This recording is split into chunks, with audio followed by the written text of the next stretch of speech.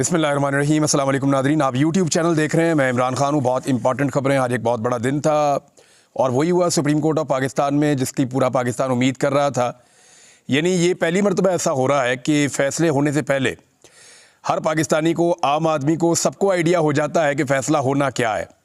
Bench को देखकर idea हो जाता है, बेंच के सरबराह को देखकर आइडिया हो जाता है कि इस मामले का फ़ैसला क्या निकलेगा। आखिरी केस सिर्फ हमने एक देखा था, मखसूस नशिस्तों वाला, जहाँ पे किसी को भी आइडिया नहीं था कि फ़ैसला क्या आएगा। लेकिन यहाँ पे उसके बाद से ऐसा लगता है कि सुप्रीम कोर्ट ऑफ पाकिस्तान में दफ़ा 144 नाफिज है और कोई भी बेंच जो है वो 5 रुकनी बेंच से बड़ा बनता ही नहीं है। तो कादी फ़ायद ईसा साहब ने क्या कुछ किया और उसके नतीजे में क्या हुआ ये कि अब लोटा फैक्ट्री खुल गई है। सुप्रीम कोर्ट ऑफ पाकिस्तान के एक फ़ैसले के नतीजे में लोटा फैक्ट्री खुल गई है। वो कैसे खुली है मैं आपको बता देता हूँ। जो नज़रसानी अपील दायर की गई थी उसको ना सिर्फ सुप्रीम कोर्ट ऑफ पाकिस्तान ने इंटरटेन किया, बल्कि उस पर जो हुकूमती मौक़िफ़ है उसके मुताबिक फ़ैसला आ गया। यानी ये हुकूमत की अपील तो नहीं थी, ये सुप्रीम कोर्ट बार एसोसिएशन की अपील थी और ये टाइम बार्ड थी। यानी ये जो अपील थी 1 महीने के अंदर अंदर करनी थी, लेकिन 1 महीने के अंदर अंदर नहीं की जा सकी।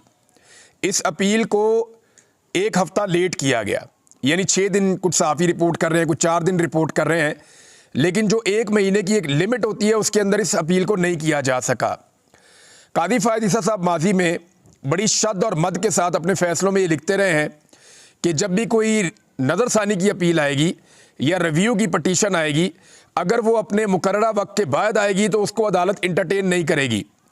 इसी बुनियाद के ऊपर मुझे आज कदीर साहब हैं, सीनियर वकील हैं, उन्होंने मुझे आज एक बात बताई और उन्होंने मुझे बताया कि जनाब जो हुदैबिया पेपर मिल का केस था, अरबों रुपए का शरीफ ख़ानदान का, उसमें जो फ़ायदा पहुंचाया गया शरीफ ख़ानदान को वो ये था कि कादी फ़ायद ईसा साहब ने उस केस को टेक्निकल ग्राउंड्स पर उड़ा दिया था और वजह उसकी ये बनी थी कि नैब ने जो अपील की थी वो मुकर्ररा मुद्दत के बाद की थी। ये मुझे कदीर जंजुआ साहब ने कहा। तो अब ये एक बहुत बड़ा सवाल पैदा होता है कि ये वही कादी फ़ायद ईसा साहब है कि जब नैब अपील करे शरीफ ख़ानदान के ख़िलाफ़ तो 1 महीने के अंदर क्योंकि अपील नहीं हुई, टाइम के बाद हुई है, लिहाजा अपील फारिग, चाहे कौम के अरबों रुपए ज़ाया हो जाए। और दूसरी जानिब सुप्रीम कोर्ट बार एसोसिएशन सिर्फ एक ओपिनियन के ऊपर अपील करे और वो टाइम बार्ड भी हो, लेकिन क्योंकि शरीफ ख़ानदान को इस वक्त फ़ायदा हो रहा है, कादी साहब की एक्सटेंशन का मामला भी लटका हुआ है, लिहाजा यहाँ पे कादी फ़ायद ईसा साहब ने अपने उन्हीं उसूलों को पामाल कर दिया, अपनी उन्हीं उसूलों के बरक्स वो चले गए। बहरहाल अब होगा क्या? अब होगा जी, एक लोटों की मंडी लगेगी, ख़रीदो फरोख्त होगी। जो बिक गया वो बिक गया, जो ना बिका उसको खौफजदा किया जाएगा, लोगों को लालच दी जाएगी, लोगों को अगवा किया जाएगा, उनको हरासा किया जाएगा, उनके कारोबार ठप किए जाएंगे, उन्हें हर तरह से ब्लैकमेल किया जाएगा, हत्ता कि उनके ऊपर मुकदमा दर्ज करने के भी चांसेस हैं और जो नहीं मानेगा उसके घर वालों को उठा लिया जाएगा। जैसे आपको याद है सादुल्लाह बलोच ने बताया कि उसकी बीवी को और बेटी को अगवा कर लिया गया, उसकी खाला को अगवा कर लिया गया। तो ये पाकिस्तान में प्रैक्टिस नॉर्मल होती जा रही है और इसके बारे में कोई बात ही नहीं करता और कोई इसके बारे में बात करना ही नहीं चाहता। लेकिन ये जुल्म है, लोगों के घर वालों को अगवा किया जाता है, बच्चों को अगवा किया जाता है। छोटे बच्चे जो अभी मेजर नहीं हैं, यानी जो बालिग नहीं हैं, जिनके आईडी कार्ड भी नहीं बने, उनको भी उठाकर पुलिस और हसास इदारे ले जाते हैं और फिर दबाव डालते हैं कि हमारे मुताबिक फ़ैसले करो, जो हम कह रहे हैं वैसे आप करेंगे तो आपकी जान छूटेगी। तो अब जो अरकान असम्बली हैं उनको एक ख़तरे से दो चार कर दिया है और ये जो लोटा फैक्ट्री है ये लगी है सुप्रीम कोर्ट ऑफ पाकिस्तान के एक डिसीजन के बाद। यानी आज officially supreme court of Pakistan ने रास्ता खोल दिया है हॉर्स ट्रेडिंग का। अब ये वोट डाल सकते हैं, वोट काउंट होगा, बाकी तफसीली फ़ैसला आएगा तो पता चलेगा। कादी साहब ने अभी भी तफसीली फ़ैसला जारी नहीं किया, वो बाद में बताएंगे कि उसका क्या करना है। आज की समाअत में हुआ क्या था?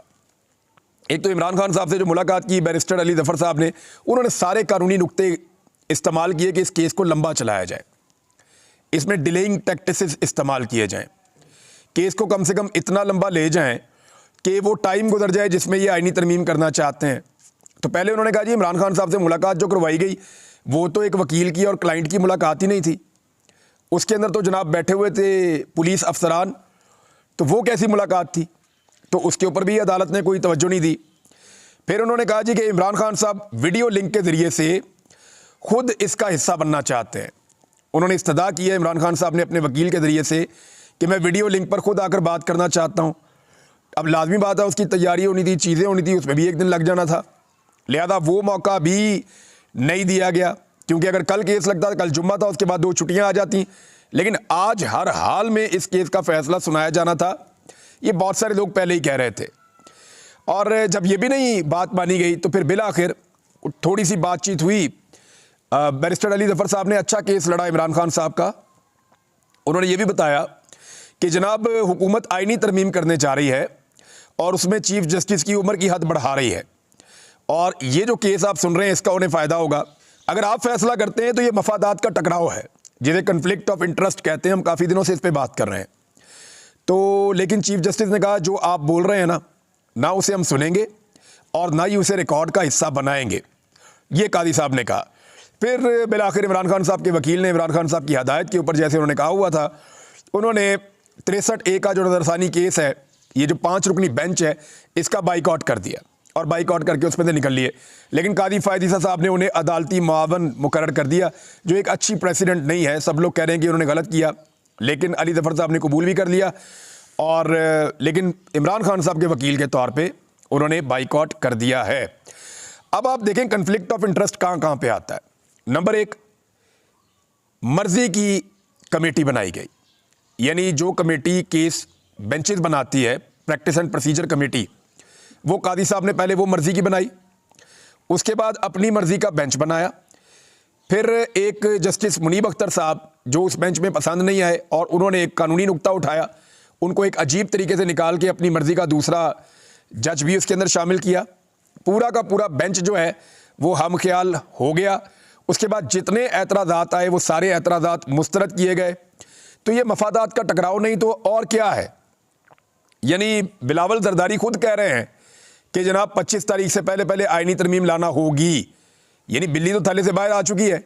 वो तो अपने मुंह से बता रहे हैं कि हमने 25 अक्टूबर से पहले, यानी कादी फ़ायद ईसा साहब की रिटायरमेंट से पहले इस आईनी तरमीम को लेकर आना है। उसके बाद मुश्किल हो जाएगी। मुश्किल इसलिए हो जाएगी ना कि नए चीफ जस्टिस आ जाएंगे, जिसके बारे में शायद ये चाहते हैं कि वो ना आए। कादी फ़ायद ईसा साहब ने एक और नुक्ता भी उठाया। उन्होंने कहा जी ये तो आप जो बातें कर रहे हैं इससे तो आप एक हेडलाइन बना रहे हैं। तो उस पर अली ज़फ़र साहब ने कहा जी हेडलाइन तो आज भी लगी है, और वो ये लगी है कि 25 अक्टूबर से पहले पहले ये करना है जी, आईनी तरमीम करनी है। लेकिन कादी साहब ने इसके ऊपर फिर तवज्जो नहीं दी। अब जनाब मंडियाँ लगेंगी, बंदे काबू होंगे, ये सारा खेल खेला जाएगा। क्या बंदे काबू हो सकते हैं? तहरीक इंसाफ का और फजलुर रहमान साहब का एक बहुत बड़ा इम्तिहान अब शुरू हो गया, और ये इम्तिहान उन्हें हर सूरत पास करना पड़ेगा। फजलुर रहमान साहब के 2 बंदे जो हैं वो उनके हाथ से निकल जाएंगे। 2 बंदों के बारे में बहुत कंफर्म किया जा रहा है कि फजलुर रहमान साहब के 2 बंदे उनके हाथ से निकल जाएंगे, लेकिन बाकी 6 बंदे फजलुर रहमान साहब की मुट्ठी में रहेंगे। तो 2 वोट फजलुर रहमान साहब के जा सकते हैं। हुकूमत पहले ही अपने 2 वोट खो चुकी है। हुकूमत को पाकिस्तान तहरीक इंसाफ के कम से कम 7 से 8 या 9 बंदे तोड़ने पड़ेंगे। किसी भी सूरत में उन्हें 8 बंदे तो एटलीस्ट उन्हें 7 से 8 बंदे पाकिस्तान तहरीक इंसाफ के तोड़ने पड़ेंगे। तहरीक इंसाफ के 3 बंदे जो हैं वो अभी तक मशकूक हैं। एक के बारे में तो बहुत कन्फर्मेशन आ गई है, जिनका नाम चौधरी उस्मान है साहिवाल से। ज़हूर कुरैशी जो है वो बिल्कुल आसरा नहीं करवा रहे अभी तक, और औरंगज़ेब खिच्ची भी। अब ये 3 बंदे जो हैं ये तो बहुत मशकूक हैं। इनके अलावा 3-4 बंदे हैं जिनके बारे में कुछ कहा नहीं जा सकता। यानी वो यकीन दहानी तो करा रहे हैं कि वो साथ खड़े होंगे पाकिस्तान तहरीक इंसाफ के, लेकिन मैक्सिमम बंदे पाकिस्तान तहरीक इंसाफ ने अपने महफूज किए हैं, महफूज मकामात पे उनको पहुंचाया, और वो कोशिश कर रहे हैं कि कादी फ़ायद ईसा साहब की रिटायरमेंट के दिन तक वो बंदे वहीं पे रहें। अब क्या पाकिस्तान तहरीक इंसाफ अपने सारे बंदों को बचा पाएगी और ज़्यादा बंदों को रोक पाएगी? अवामी एहतजाज भी इसके अंदर एक फैक्टर होगा। जिस तरह अवामी एहतजाज होगा, लोग उन शहरों में एहतजाज करेंगे जहाँ के लोटे हैं, तो उसका इम्पैक्ट आएगा। अब इन लोगों को ज़हन में रखना पड़ेगा कि या तो ख़ानदानी सियासत हमेशा के लिए तबाह, या थोड़े अरसे की सख्तियाँ हैं और उसको झेल लिया जाए। बहरहाल अब ज़राए ये कह रहे हैं कि हुकूमत ने इस फैसले का सिर्फ वो इंतज़ार कर रहे थे, और इस फैसले के आते ही फौरी तौर पे जो हुक्मरान जमात है उन्होंने ये तय किया है, हुक्मरान इत्तेहाद ने, कि दोनों ऐवान अब बुला लिए जाए। कौमी असम्बली का इजलास भी बुलाया जाए और सेनेट का इजलास भी बुलाया जाए। मुमकिन तौर पर ये इजलास एतवार या पीर को बुलाया जा सकता है। ज़्यादा चांसेस जो है वो सोमवार के हैं, पीर वाले दिन के हैं। यहाँ फजलुर रहमान साहब ने एक स्टेटमेंट दिया है और फजलुर रहमान साहब का स्टेटमेंट जो है वो दलील उनकी अच्छी है, यानी वो लॉजिकल है और ये बात और भी बहुत सारे लोग कर रहे हैं।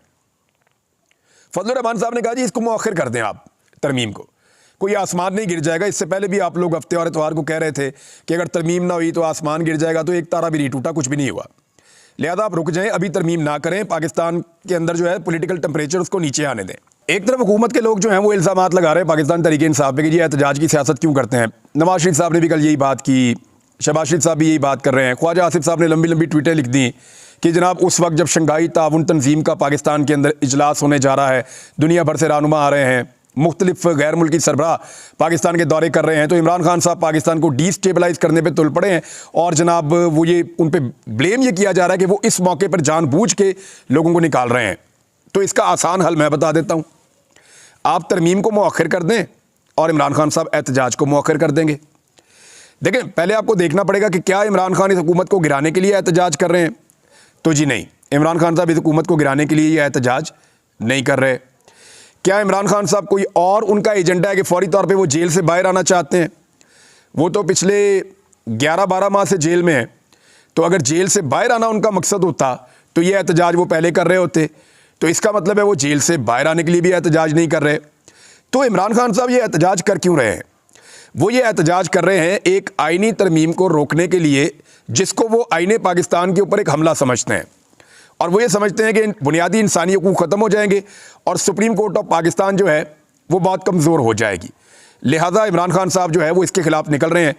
तो हुकूमत अगर चाहती है कि तमाम सरबराहान के दौरे बड़े पुरअमन तरीके से हों और कोई एहतजाज ना हो, पूरा पाकिस्तान उनको वेलकम करे, शंघाई ताउन तंजीम का जो इजलास पाकिस्तान में होने जा रहा है कॉन्फ्रेंस, वो इंतहाई ज़बरदस्त तरीके से और बेहतर अंदाज में हो, तो हुकूमत को चाहिए कि आईनी तरमीम को मौखर कर ले।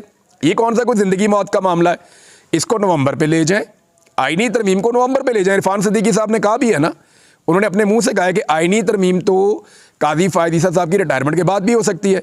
तो ठीक है, आप आईनी तरमीम को काजी फ़ायद ईसा साहब की रिटायरमेंट के बाद पे ले जाएं, नवंबर में ले जाएं, ये सारे दौरे भी हो जाएंगे और बड़े आराम से पाकिस्तान तहरीक इंसाफ भी बैठ जाएगी। जब दोबारा आप आईनी तरमीम लेकर आएंगे, उसका मुसव्वदा अगर अपोजिशन को पसंद आएगा तो आपके साथ खड़ी हो जाएगी, नहीं आएगा तो एहतजाज करेगी, लेकिन ये सारा माहौल निकल गया होगा। ये बड़ा आसान है। अब इस आईनी तरमीम के खिलाफ जो है ना वकला खड़े हो गए हैं, बहुत तगड़े हो गए। वकला का एक कन्वेंशन होने जा रहा है 5 तारीख को खैबर पख्तूनख्वा में होने जा रहा है, पेशावर में।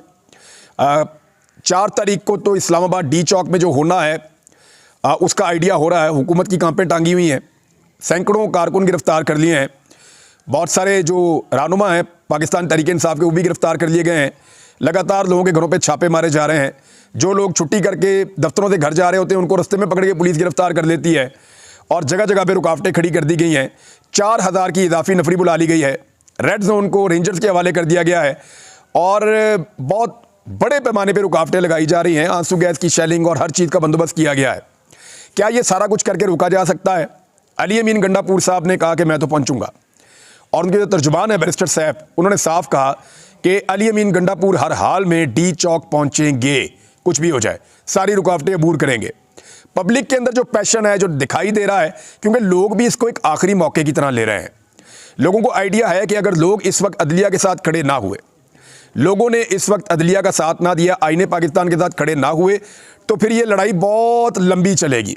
और जितनी मेहनत इमरान खान साहब ने की है, या जो लोग भी जमहूरियत पसंद हैं, जिन्होंने मारें खाई, जिन्होंने जेलें काटी, जिन्होंने तकालीफ बर्दाश्त की, जिन्होंने 8 फरवरी को ख़तरात के बावजूद निकल कर जाकर लाइनों में खड़े होकर सारा दिन वोट दिया, उन सबकी मेहनत ज़ाया हो जाएगी अगर इस्लामाबाद रावलपिंडी के शहरी ना निकले और डी चौक में पाकिस्तानी ना पहुँचे तो ये मेहनत ज़ाया होने वाली बात है। अब लोग जो है इस बात को समझते हैं और एक अंडरग्राउंड कैंपेन चल रही है बड़ी खौफनाक किस्म की। अब देखते हैं कि कल सुबह से लेकर शाम तक हम क्या मनाज़िर देखेंगे और क्या सूरत-ए-हाल देखेंगे पूरे पाकिस्तान में, स्पेशली इस्लामाबाद में और डी चौक में। ये तो वहीं पता चलेगा कि इस्लामाबाद के अंदर पाकिस्तान तहरीक इंसाफ का 3 लाख से ज़्यादा वोटर है, और अगर 3 लाख से ज़्यादा वोटर है, उसका 10% भी निकल आया ना, तो पुलिस की दौड़ें लग जाएंगी। पाकिस्तान की पुलिस में इतनी कैपेसिटी नहीं है, और मैंने देखा है उनको, जहाँ पे उनके सामने उजामत होती है वहाँ पे वो भाग जाते हैं। और लोगों के ऊपर ब्रूटल तशद्दुद। याद रखें, पुलिस गोली कब चलाती है? पुलिस गोली तब चलाती है जब वो बेबस हो जाती है, और पुलिस ने बार बार गोली चला के बताया कि वो बेबस हो गई है, और बार बार वो बेबस होती है। अब ये एक तरफ चल रहा है कि पूरे पंजाब में ऐसा लगता है कर्फ्यू लगा हुआ है, लाहौर में भी जो है वो दफ़ा 144 लगा दी गई है। इमरान खान साहब जहाँ एहतजाज का ऐलान करते हैं वहाँ दफ़ा 144 लग जाती है। 6 दिन के लिए लाहौर में लगाई गई है, और पंजाब में इस्लामाबाद में कर्फ्यू जैसी एक सूरत हाल बनी हुई है, और यानी इजाफी नफरियाँ बुलवाई जा रही हैं, छुट्टियाँ मनसूख की जा रही हैं। एक ऐसा लगता है कि इमरजेंसी है और हर हाल में ये तरमीम पास करवानी है इन्होंने, जो मर्जी हो जाए। इस्लामाबाद की तीनों वकला तंजीमों ने भी एक बहुत बड़ा ऐलान कर दिया है। ये बहुत बड़ा ऐलान है। इसमें हाई कोर्ट बार है, इस्लामाबाद डिस्ट्रिक्ट बार है और इस्लामाबाद बार कौंसिल है। इन्होंने कहा जी हम मुस्तरद करते हैं इस आईनी तरमीम को, इसको रोकने के लिए मुकम्मल तौर पे हम मुज़ामत भी करेंगे। सुप्रीम कोर्ट के इख्तियारात जो हैं, अगर ये आईनी तरमीम आ गई तो एक सेशन कोर्ट के इख्तियारात के बराबर रह जाएंगे। साथ ही उन्होंने ये कहा कि ये 6 जजों को ठिकाने लगाने का बंदोबस्त किया गया है, जिन्होंने खत लिखकर तहफ़्फ़ुज़ात का इजहार किया। चीफ जस्टिस इस साजिश में सहूलतकार का किरदार अदा कर रहे हैं। कादी फायदीसा साहब पे बड़ा संगीन एलिगेशन आया इस्लामाबाद के वकला की जानिब से। उन्होंने कहा जी कि हम 7 तारीख को दिन 11 बजे ऑल पाकिस्तान वकला कन्वेंशन को इस्लामाबाद में बुला रहे हैं। यानी ये सारे वकला पहुंचेंगे, हफ्ते वाले दिन वहाँ पे कन्वेंशन करेंगे, जुमे को पहुंचेंगे, हफ्ते को पेशावर में कन्वेंशन करेंगे, एतवार को पहुंचेंगे इस्लामाबाद, और पीर वाले दिन जो है वो इस्लामाबाद में कन्वेंशन करेंगे। तो ये एक तहरीक बनती चली जा रही है। वकला ने ये कहा, और सदर इस्लामाबाद हाई कोर्ट बार है, उनका ये स्टेटमेंट है। उन्होंने कहा कि जस्टिस मुनीर के पैरोकारों के मरने के बाद भी हम उनका एहतसाब करेंगे। उन जजों का जो आईनी अदालत में आएंगे उनका हम घेराव करेंगे। और ये घेराव की बात पहली दफ़ा नहीं हुई, ये बात माजी में भी लोग करते रहे हैं। राना सनाउल्लाह साहब के मुंह से भी आपने सुना था। तो इसको सुनने के बाद कोई उछल कूद ना करे। अब देखना यह है कि सुबह से पाकिस्तान तहरीक इंसाफ किस तरह का मोमेंटम पकड़ती है, और इम्तिहान सबसे बड़ा यह है कि फजल रहमान साहब और पाकिस्तान तहरीक इंसाफ अपने MNAs को कैसे मजबूर करती है कि वो लोटे ना बने। अब तक के लिए इतना ही। अपना ख्याल रखिएगा, अपने चैनल का भी। अल्लाह हाफिज़।